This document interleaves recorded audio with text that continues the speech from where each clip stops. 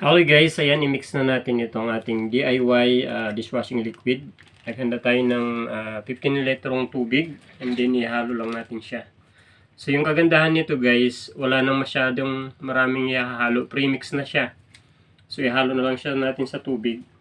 And kapag nawala na yung bula, pwede na natin siyang gamitin. Ayan. Pwede na natin gawin pang negosyo ito guys kasi may sticker na din na kasama.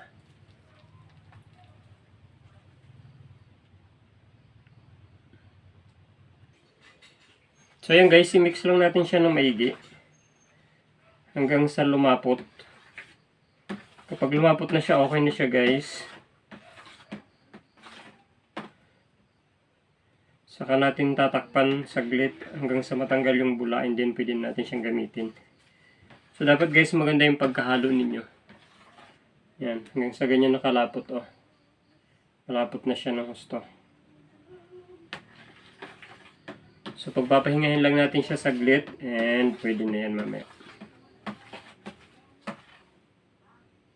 So ayan guys, ito na yung ating nahalo at wala na siyang bula. Isasali na natin siya sa ating bottles para pwede natin ibenta.